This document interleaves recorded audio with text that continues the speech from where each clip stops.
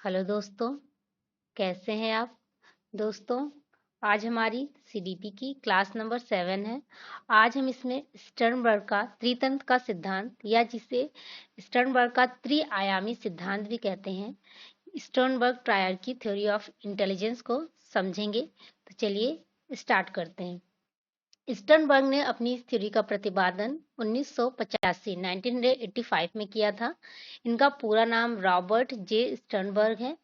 ये कहते हैं कि जो जो बुद्धि का आईक्यू सिद्धांत है वो इसका खंडन करते हैं। इनका मानना है कि जरूरी नहीं है कि जिसका आईक्यू लेवल बहुत ज़्यादा है वही बच्चा जो है अपने जीवन में अच्छा करेगा, और जिसका आईक्यू लेवल कम है वो अपने जीवन में अच्छा नहीं करेगा। ये आईक्यू को का सफलता का कारण नहीं मानते। इनका कहना है कि जरूरी नहीं है कि जो बालक में जिसका आईक्यू लेवल कम है वो अपने जीवन में सफल नहीं होगा। ये बुद्धि को 3 भागों में डिवाइड करते हैं और कहते हैं कि कोई भी व्यक्ति जो है वो इन्हीं जो 3 भाग हैं, अब इसमें किसी एक में भी अच्छा कर सकता है, 2 में भी अच्छा कर सकता है, या इन तीनों में आपस में अंतःक्रिया भी हो सकती है। तो चलिए स्टार्ट करते हैं।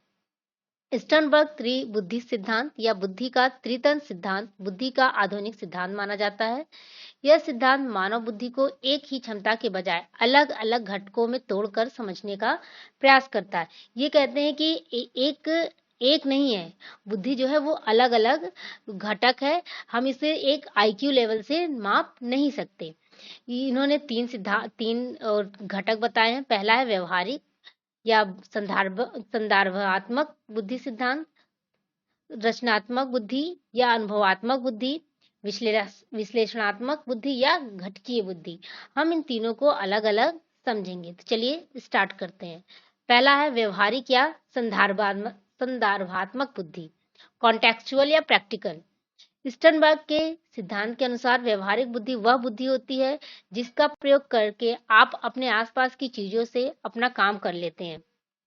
इसका क्या मतलब है कि जो हम चीजें हमारे आस-पास हैं, हम उनको कितनी अच्छे से तरीके से समझते हैं और उनसे हम अपना काम कर दे अपने आस-पास के वातावरण से सीखते हैं, अपने आस-पड़ोस से सीखते हैं और उन्हीं चीज़ों से हम अपना काम करते हैं। व्यवहारिक बुद्धि एक तरीके से आपके प्रैक्टिकल ज्ञान पर आधारित होती है। व्यवहारिक बुद्धि है जो आप प्रैक्टिकल मतलब अपने जीवन में आस-पास जो आप रोज कार्य करते हैं, जो प्रैक्टिकल करके आप सीखते हैं, उस पर आधारित होती है। व्यवहारिक बुद्धि को संदर्भात्मक बुद्धि भी कहते हैं।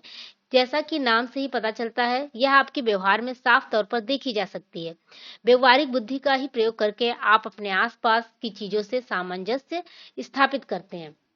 जो हमारे आसपास चीजें मिलती हैं, जो उन्हीं से हम सीखते हैं, अपने वातावरण से सीखते हैं, अपने पड़ोस जो है उसमें है, जो सामान है, जो चीजें हैं, उन्हीं से हम कुछ ना कुछ ग्रहण करते हैं। ये लोग पढ़कर नहीं बल्कि करके सीखने में अधिक योग्य होते हैं। जिन लोगों में ये व्यवहारिक बुद्धि पाई जाती है वो लोग जो होते हैं वो पढ़ के नहीं बल्कि करके सीखने में अच्छा करते हैं। ये लोग यंत्रों का प्रयोग करने में योग्य होते हैं। ये लोग जो वस्तुएं होती हैं, जो यंत्र, जो मशीन होती हैं, उनका प्रयोग बहुत अच्छे से कर लेते हैं। ये लोग विचारों के प्रयोग में योग्य होते हैं। ये लोग अपने विचारों को किस तरह से उनको प्रैक्टिकल मतलब उनको सामान का रूप देना है या कोई चीज कैसे बनानी है, वो अपने मन में विचार करते हैं और उसको एक रूप प्रदान करते हैं। ये लोग समस्या का समाधान व्यवहारिक तरीके से करने में सक्षम होते हैं। ये थ्योरेटिकल नहीं जाते, ये व्यवहार में जो चीजें आसपास हैं, जो हमारा नॉर्मल जो डेली लाइफ है उससे चीजों से को करने में ये सक्षम होते हैं। ये उससे अपनी समस्या का समाधान कर लेते हैं। ये लोग जानते हैं कि अपने ज्ञान का प्रयोग अपने वास्तविक जीवन में कैसे करना है। ये लोग ये बात को बहुत अच्छे से समझते हैं कि हमें जो हमारा जो वास्तविक जो हमारा ज्ञान है, जो हमारा व्यवहारिक ज्ञान है, उसको हम अपने डेली लाइफ में कैसे प्रयोग कर सकते हैं। जैसे बढ़ई बढ़ई को कोई ये नहीं बताएगा कि लकड़ी का कैसे प्रयोग करना है। वो अपने हिसाब से उसका प्रयोग कर लेता है। वो जो सोचेगा, वो कल्पना करेगा, उसे बना लेगा। आर्किटेक्ट जो होते हैं, मैकेनिक, कुम्हार मिट्टी से कितने अच्छे-अच्छे बर्तन बना लेते हैं। और उसके बाद हमारा दूसरा है रचनात्मक बुद्धि या अनुभवात्मक बुद्धि, क्रिएटिव या एक्सपीरियंशियल, मतलब इसमें जो हम अपने एक्सपीरियंस से सीखते हैं वो बुद्धि आती है। इस सिद्धांत के अनुसार रचनात्मक या अनुभवात्मक बुद्धि में व्यक्ति अपनी पिछली जिंदगी के घटनाक्रम और अनुभव का इस्तेमाल करके कुछ क्रिएटिव या सृजनात्मक करने का प्रयास करता है। इसमें क्या होता है, इसमें जो बालक है वो अपने अनुभव से जो वो उसने जो उसकी पुरानी लाइफ गई है, उसमें उसने कुछ घटना हुई होगी, जो भी हुआ है वो अपने अनुभव से सीखता है और उसी के आधार पे वो अच्छा करने का प्रयास करता है, कुछ अलग क्रिएटिव या सृजनात्मक करने का प्रयास करता है। रचनात्मक या अनुभवात्मक बुद्धि को सृजनात्मक बुद्धि भी कहा जाता है। अनुभवात्मक बुद्धि को सृजनात्मक बुद्धि भी कहते हैं क्योंकि ये अपने अनुभव, पुराने अनुभव से नई चीजें ढूंढने का प्रयास करता है। रचनात्मक बुद्धि का ही प्रयोग करके व्यक्ति कुछ नया या इनोवेटिव करने का प्रयास करता है। मतलब रचनात्मक बुद्धि का प्रयोग करके जो आपने पिछले जीवन में में जो अनुभव प्राप्त किए हैं उनसे आप कुछ अलग करेंगे, मतलब पिछले की तरह नहीं करेंगे लेकिन उस सीख से आप कुछ नया करने का प्रयास करेंगे। रचनात्मक बुद्धि से ही जीवन के नए आयामों और सिद्धांतों का निर्माण होता है। आप अपने नई नई चीजें खोजेंगे, नया करने का प्रयास करेंगे और नए नए सिद्धांत प्रतिपादित करेंगे। यह बुद्धि व्यक्ति को इनोवेशन करने, नए सिद्धांतों को खोजने, जीवन के नए नियम और मौलिकता को बढ़ाने के लिए प्रेरित करती है। रचनात्मक बुद्धि जो होती है वो हमें नया करने, नया सीखने के लिए प्रेरित करती है। ये लोग कल्पनाशील और डिजाइन उन्मुख होते हैं। इनमें कल्पनाशीलता होती है। ये लोग कल्पना कर लेते हैं अपने पुराने अनुभव से, वो कल्पना द्वारा सीख सकते हैं। ये लोग मौलिकता और नवीनता की सराहना करने में सक्षम होते हैं। ये जो चीजें नई होती हैं, जो अच्छी होती हैं, उनकी सराहना करने में सक्षम होते हैं। ये उसको समझ लेते हैं। ये लोग लीक से हटकर सोचने में सक्षम होते हैं। ये जो पुरानी जो धारणाएं हैं उनसे नहीं, कुछ अलग, कुछ नया करने का ये लोग प्रयास करते हैं। ये लोग अच्छे समाधान करता होते हैं क्योंकि अपने पुराने अनुभवों से सीख कर कुछ नया करने का प्रयास करते हैं, तो इसलिए ये लोग जो हैं वो अपनी प्रॉब्लम्स का समाधान करने में बहुत अच्छे होते हैं। ये लोग अपनी समस्या के समाधान के नवीन तरीके खोजने में सक्षम होते हैं। ये लोग जो है जो उनकी समस्या रहेगी उसको नए ढंग से सीखेंगे। अपने पुराने अनुभवों को लेकर नई चीजें का निर्माण जो लोग करते हैं उनमें रचनात्मक बुद्धि या अनुभवात्मक बुद्धि बहुत अच्छी पाई जाती है। जैसे ग्राफिक डिजाइनर जो होते हैं, video game designer, social media manager, copywriter, public relation manager, जो जनसंपर्क प्रबंधक होते हैं, ये लोग क्या करते हैं, ये अपने पुराने अनुभव से नया करने का प्रयास करते हैं। मान लीजिए कोई जनसंपर्क अधिकारी किसी से मिला तो जिस तरह से उसने देखा कि लोग किस तरह से बिहेव करते हैं तो अपने आगे की रणनीति वो उसी प्रकार बनाएगा। ये अपने पुराने अनुभव से नया करने का प्रयास करते हैं। उसके बाद है हमारा तीसरा विश्लेषणात्मक बुद्धि या घटकीय बुद्धि, एनालिटिकल या कंपोनेंटियल बुद्धि इसको कहते हैं। विश्लेषणात्मक बुद्धि घटकी बुद्धि का प्रयोग करके व्यक्ति किसी समस्या का छोटे छोटे भागों में तोड़कर हल करने का प्रयास करता है। मतलब उसको घटक, मतलब इसको छोटे छोटे पार्ट्स में डिवाइड करके इसको बालक सीखने का प्रयास करेगा। वो अपनी समस्या का समाधान छोटे छोटे टुकड़ों में तोड़कर करने का प्रयास करेगा, उसका विश्लेषण करेगा, उसको समझेगा, एनालिसिस करेगा, उसको देखेगा, फिर उसके बाद उसको छोटे छोटे भागों में तोड़ेगा, फिर उस समस्या का समाधान ढूंढेगा। यह बुद्धि व्यक्ति को तार्किक समस्याओं को सुलझाने में मदद करती है। कोई तार्किक समस्याएं होती हैं तो हमें उन्हें सॉल्व करने के लिए छोटे छोटे भाग में डिवाइड करना होता है। जैसे गणित की कुछ समस्याएं होती हैं तो हम उन्हें क्या करते हैं, छोटे छोटे पार्ट्स में डिवाइड करके समझने का प्रयास करते हैं। इस बुद्धि का प्रयोग करके व्यक्ति किसी सवाल का तुरंत जवाब देने में सक्षम होता है। जब बच्चे छोटे होते हैं तो हम उन्हें कैसे सिखाते हैं, अगर 3+2 जोड़ना है तो हमने कैसे बताया, लाइन से 1 2 3, फिर +1 2, अब इसको हमने घटक में तोड़ दिया, फिर 1 2 3 4 5 ऐसे बच्चे सीख जाते हैं। इसी तरह इस बुद्धि में जो योग्य व्यक्ति होते हैं, बच्चे होते हैं, वो अपनी समस्याओं को छोटे छोटे पार्ट्स में डिवाइड करके उनका समाधान ढूंढने की कोशिश करते हैं। ये एक प्रकार से इसे आप बुद्धि तत्परता या प्रेजेंस ऑफ माइंड कह सकते हैं कि मतलब कोई व्यक्ति कितनी आसानी से, कितनी जल्दी से या अपने जो समस्याएं हैं उनका विश्लेषण करके, उनको देख के, उनको समझ के, उनका एनालिसिस करके किस तरह से उसे प्रस्तुत कर रहा है, उसको समझ रहा है, यही इसमें होता है। इसका प्रेजेंस ऑफ माइंड देखा जाता है, क्योंकि घटकी बुद्धि से ही व्यक्ति तार्किक प्रश्नों के जवाब किसी डिबेट में अपना पक्ष रखने में सक्षम होता है।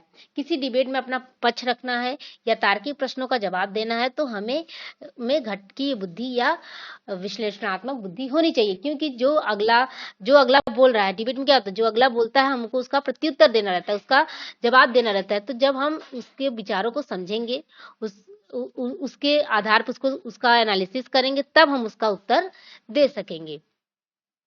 ये लोग सैद्धांतिक दृष्टिकोण से चीजों को विश्लेषण करने में अच्छे होते हैं, मतलब सिद्धांत के आधार पर चीजों को डिवाइड करके उनको अच्छे से एनालिसिस करते हैं, फिर उसका प्रत्युत्तर देते हैं। ये लोग चीजों का पक्ष विपक्ष का मूल्यांकन करने में अच्छे होते हैं। ये चीजों का प्रॉस और कॉन्स दोनों देखते हैं, मतलब कि क्या इसमें अच्छाई है या क्या इसमें बुराई है, ये दोनों का उसको समझने में, उसको सिद्धांत के रूप में देखने में ये लोग बहुत अच्छे होते हैं। ये लोग विचारों की तुलना व उनमें अंतर आसानी से कर सकते हैं।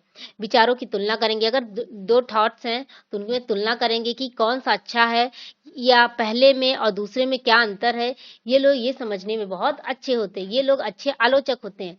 जाहिर सी बात है, जो लोग चीजों को का एनालिसिस बहुत अच्छे से करेंगे, उसका विश्लेषण बहुत अच्छे से करेंगे, उसको समझेंगे, तो वो उसके अच्छाई और बुराई दोनों को समझेंगे। तो ये लोग अच्छे आलोचक भी होते हैं और ये लोग बहुत जो विचार होते हैं उनकी बड़ाई करने में, उनका पक्ष विपक्ष दोनों देखने में बहुत अच्छे होते हैं। ये लोग जटिल समस्याओं का दीर्घकालिक समाधान ढूंढने में सक्षम होते हैं। समस्याएं कितनी भी प्रॉब्लम हो, जब आप छोटी छोटी चीजों को उसको समझ के उसका जवाब ढूंढने की कोशिश करेंगे तो आप समस्याओं को बहुत लंबे समय तक उसका समाधान ढूंढने में, मतलब बहुत लंबा, जैसे ही ऐसा नहीं कि आज तुरंत आपने समस्या का समाधान कर लिया, कल फिर वही समस्या आपके सामने आके खड़ी हो गई, ऐसा नहीं होता। ये लोग उस चीज को, एक छोटी छोटी बातों को समझते हैं, उसका विश्लेषण करते हैं, उसका एनालिसिस करते हैं। तो इससे क्या होता है कि वो जो दीर्घकालिक समस्या का समाधान ढूंढने में ये सक्षम होते हैं। जैसे वित्तीय विशेषज्ञ, केमिस्ट जो होते हैं, भोजन आलोचक जो होते हैं, और संपादक, निर्देशक, ये लोग क्या करते हैं, ये अपनी चीजों का, छोटी छोटी चीजों का एनालिसिस करते हैं, उसको टुकड़ों में बांटते हैं, उसको समझते हैं, फिर उस समस्या का समाधान करने का प्रयास करते हैं। तो ये सिद्धांत बहुत छोटा सा है, तो यहाँ पे खत्म होता है। हम इस पे आधारित कुछ प्रश्न करेंगे, चलिए देखते हैं। हमारा पहला प्रश्न है, अभिजीत हमेशा अब सारी सोच में उलझकर समस्याओं को नए तरीके से सुलझाने की कोशिश करता है। वह नए विचारों के साथ आने और समस्याओं को हल करने के लिए पूर्व ज्ञान और अनुभव का प्रयोग करता है। मतलब क्या है कि वो जो समस्याएं हैं उनको में उलझकर, उनको मतलब उलझकर, मतलब उसका एनालिसिस कर कर उसको सुलझाने की कोशिश करता है। नए विचारों के साथ समस्याओं को हल करने का प्रयास करता है और अपने पूर्व ज्ञान का उपयोग करके उसका प्रयास करने की कोशिश करता है। स्टर्नबर्ग के बुद्धि के त्रिआयामी या त्रिआर्कीय सिद्धांत के अनुसार अभिजीत के पास किस प्रकार की बुद्धि है? अनुकूलन बुद्धि, सृजनात्मक बुद्धि, व्यवहारिक बुद्धि या विश्लेषणात्मक बुद्धि।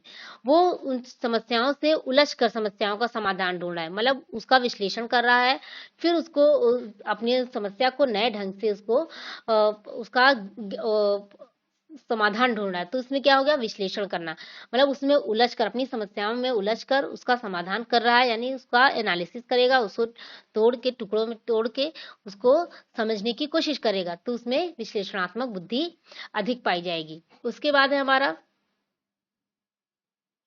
बुद्धिमत्ता के निम्नलिखित तीन पहलुओं के स्टर्नबर्ग के त्रिआयामी सिद्धांत में शामिल नहीं है। मतलब स्टर्नबर्ग ने इन चारों में से कौन सा एक सिद्धांत है जिसको नहीं बताया है? विश्लेषणात्मक सिद्धांत, सामाजिक सिद्धांत, प्रासंगिक सिद्धांत या अनुभवात्मक सिद्धांत। विश्लेषणात्मक सिद्धांत एनालिटिकल जो है, जिसका विश्लेषण करके बच्चे उसको समझते हैं। सामाजिक सिद्धांत की बात स्टर्नबर्ग नहीं कहते, वो उन्होंने अपने तीनों बुद्धि के सिद्धांत में सामाजिक सिद्धांत की बात नहीं की है। तो हमारा सही आंसर क्या हो जाएगा? ऑप्शन नंबर 2 हमारा सही हो जाएगा, क्योंकि उन्होंने किसी सामाजिक सिद्धांत की बात नहीं की है। और हमारा तीसरा प्रश्न है, निम्न में से कौन सा स्टर्नबर्ग के त्रिआयामी सिद्धांत का एक प्रकार है। मतलब इसमें से कौन सा है जिसमें जो स्टर्नबर्ग ने बताया है उसका एक सिद्धांत है। जैसे व्यवहारिक बुद्धि, तर्क बुद्धि, गणितीय बुद्धि, प्रायोगिक बुद्धि। प्रायोगिक बुद्धि की बात स्टर्नबर्ग नहीं करते, गणितीय बुद्धि की बात उन्होंने नहीं की है, तर्क की बुद्धि की बात नहीं, उन्होंने व्यवहारिक या प्रैक्टिकल बुद्धि की बात की है कि जो बालक है वो अपने अनुभव के द्वारा, अपने ज्ञान से, अपने आसपास से अनुभव करके कुछ चीजें सीखने का प्रयास करते हैं। तो आज हमारी क्लास यहीं पे समाप्त होती है। मिलते हैं आपसे नेक्स्ट वीडियो में। धन्यवाद।